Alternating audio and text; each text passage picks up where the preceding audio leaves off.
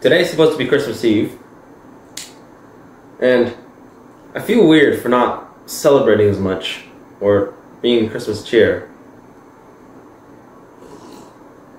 And after a while, doing work, it's really fun now. So, today we're going to talk about another book. Sun Tzu, The Art of War. No doubt a classic. Now, this book has a reputation of being wise, of being philosophical, and it's really full of interesting advice, and you always see those quotes online and you think it's really smart. But I've read it and also heard from other people that it's really impractical. You can't really apply anything from it. And it's true. No general or no chess player would generally crack open the book and go like, aha, here's exactly what I need to do. At that point, if you're fighting wars that much, either in chess or in war, you need tactics more than you need philosophy.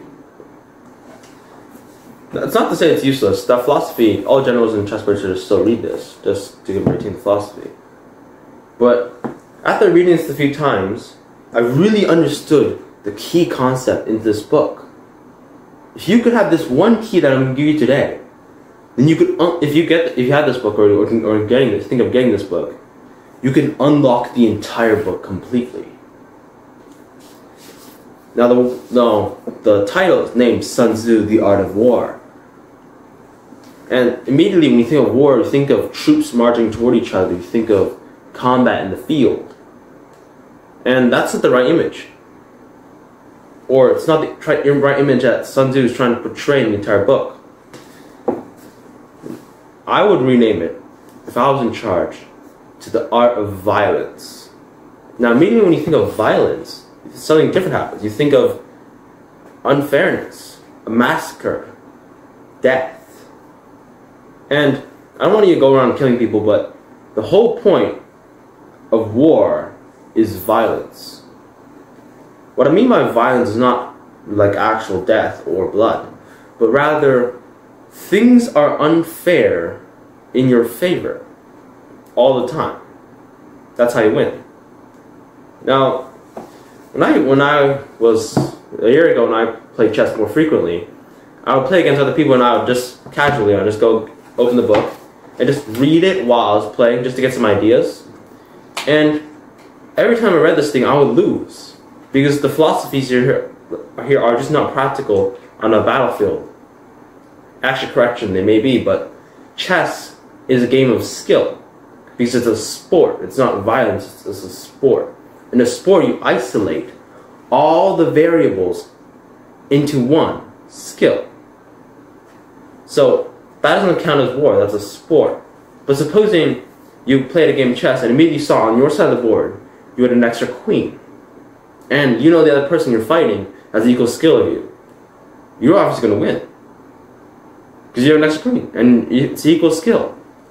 So in that scenario, you knew that you had an equal queen and you were of this skill level, and you knew that the enemy was of that skill level, and the enemy did not know that you had an extra queen.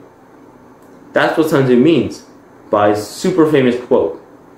If you know the enemy and you know thyself, you shall not fear the outcome of 100 battles. That's what he means. So, I'm really hoping that it clicks for you, like, oh, if you want to win in a battle, all you have to do is either you play a game or fight with odds that are unfair in your favor. B, you find a way to make things unfair in your favor. Or C, you don't fight at all. That's the basic premise of The Art of War. Now that said, it's still kind of impractical. None of us are war generals. We're not. Maybe some of us are in the future, but none of us are interested in real combat. But outside of games like chess. So I really try to learn how to apply this into my self-development. And a fantastic way I've developed is imagining myself as an enemy. Imagining two versions of myself. The evil one. The one that's going to lose all my potential and sit on the couch and eat chips. And the other one that will pave the future. That will pave my future legacy. He always shows up to work. He always does everything right. He was on time. That's the good me, that's the evil me.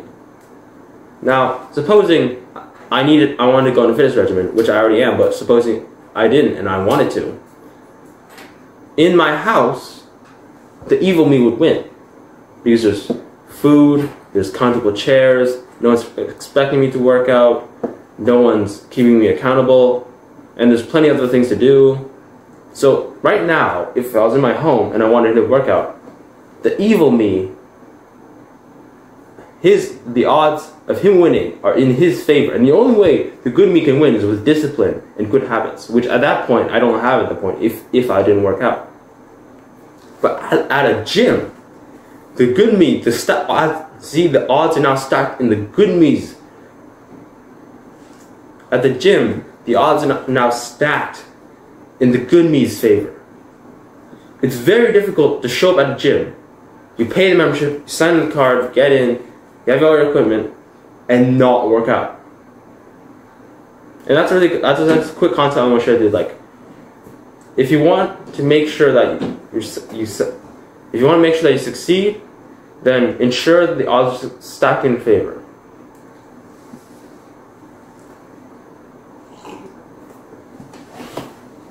So that's it for the Sons of the Art War. I rated it 6 out of 10. The content's really solid, but it's kind of impractical. It's really a fun read. It's just short little texts. And I suggest if you're going to get Sons of the Art War, don't get this one. It's really thick. The pages are like sharp. And like the first half of it is just biography and treatise. Get a light paperback. If you're interested in the book. Merry Christmas Eve. I'll see you in the next video.